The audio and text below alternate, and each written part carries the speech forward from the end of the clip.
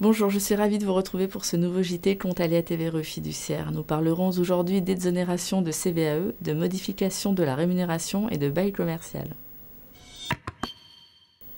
Pour déterminer la cotisation sur la valeur ajoutée des entreprises, la valeur ajoutée des établissements bénéficiant d'une exonération de la base nette d'imposition à la cotisation foncière des entreprises en raison de leur implantation en zone urbaine sensible, devenus les quartiers prioritaires de la politique de la ville ou en zone franche urbaine, devenus depuis le 1er janvier 2015 les ZFU territoires entrepreneurs, fait l'objet sur demande de l'entreprise d'une exonération ou d'un abattement de même taux dans la limite de plafond actualisé chaque année.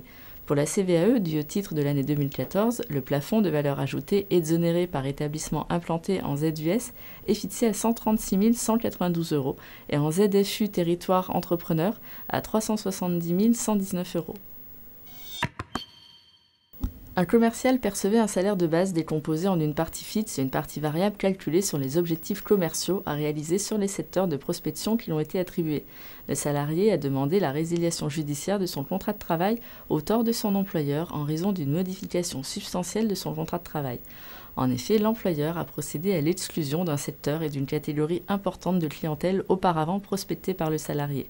Cette réduction du périmètre de prospection, qui affectait la rémunération du salarié, modifiait unilatéralement son contrat de travail et justifiait la demande de résiliation judiciaire formée par le salarié. Un propriétaire loue des locaux commerciaux à un particulier à une société. La société fait l'objet d'une liquidation judiciaire et le liquidateur notifie au propriétaire la résiliation du bail. Le propriétaire réclame en justice à l'autre locataire le paiement des loyers arrivés à échéance après la résiliation du bail par le liquidateur. Les juges rejettent la demande du propriétaire, considérant que le bail a été résilié à l'égard des deux locataires par la remise des clés des locaux au propriétaire, qui les a acceptés sans réserve. Mais la Cour de cassation censure cette décision. Sauf si des dispositions du bail le prévoient, la remise des clés au propriétaire par le locataire qui a résilié le bail ne met pas fin au contrat à l'égard de l'autre locataire.